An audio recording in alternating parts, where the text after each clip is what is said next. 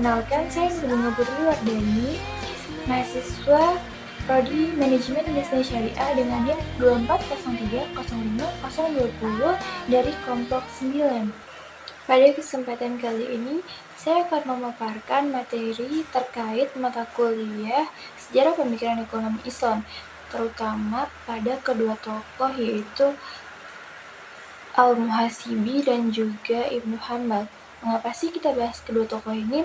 Karena dalam sejarah pemikiran ekonomi Islam, Ibnu Hanbal dan Al-Muhasibi bukan hanya dikenal sebagai ulama yang besar di bidang fikih dan tasawuf, tetapi juga memiliki pandangan yang mendalam tentang konsep-konsep ekonomi, seperti kejujuran dan perdagangan, pengendalian nafsu terhadap harta, hingga pentingnya etika dalam perekonomian.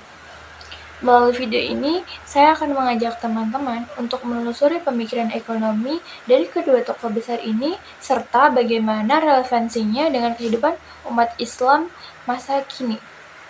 Selamat menyimak, semoga bermanfaat. Ekonomi Islam berkembang dari pemikiran para ulama klasik. Al-Muhasibi dan juga Ibnu Hanbal merupakan dua tokoh besar yang dikenal atas kontribusinya dalam spiritualitas dan dalam hukum Islam. Pemikiran mereka banyak berkaitan dengan moral, kejujuran, etika, keadilan dalam melakukan aktivitas ekonomi. Berikut adalah biografi singkat dari kedua tokoh. Yang pertama adalah biografi singkat dari Al-Muhasibi. Nama lengkapnya adalah Abu Abdullah Al-Harits bin Asad Al-Muhasibi. Ia lahir pada tahun 780 Masehi di Basra. Dikenal sebagai seorang sufi dan teolog terkemuka. Fokus utamanya adalah introspeksi diri atau muhasabah, niat, dan moralitas dalam kehidupan. Berikutnya adalah biografi singkat Ibnu Hanbal. Nama lengkapnya adalah Ahmad bin Hanbal. Ia lahir pada tahun 780 Masehi di kota Baghdad. Ia merupakan pendiri dari mazhab Hambali dan dikenal atas konsentrasinya dalam mengikuti sunnah dan menolak bid'ah. Selanjutnya saya akan memaparkan tentang pemikiran ekonomi dari kedua tokoh. Yang pertama adalah dari pemikiran ekonomi Al-Muhasibi. Yang pertama adalah menekankan pentingnya kejujuran dan dalam perdagangan serta niat yang bersih. Yang kedua, melarang penimbunan harta dan juga gharar atau ketidakpastian dalam transaksi. Yang ketiga adalah menyerukan kontrol hawa nafsu dalam mengejar kekayaan. Yang keempat, ekonomi harus diarahkan untuk mencapai keridhaan Allah, bukan hanya sekedar materi. Selanjutnya adalah pemikiran ekonomi dari Ibnu Hanbal. Yang pertama adalah mengedepankan etika Islam dalam muamalah, interaksi sosial, dan juga ekonomi. Yang kedua adalah mewajibkan akad yang jelas dan juga transparan. Yang ketiga adalah menolak riba dan transaksi yang tidak adil.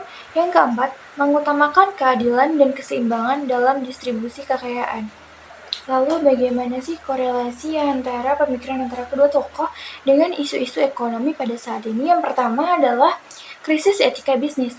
Kedua tokoh menekankan pentingnya moralitas dalam perdagangan.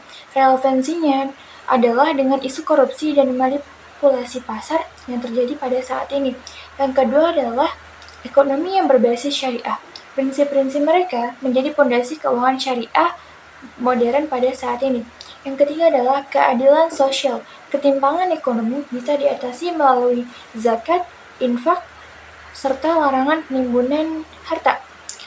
Yang terakhir adalah kedua tokoh menyerukan hidup sederhana, melawan biaya konsumtif yang seperti saat ini.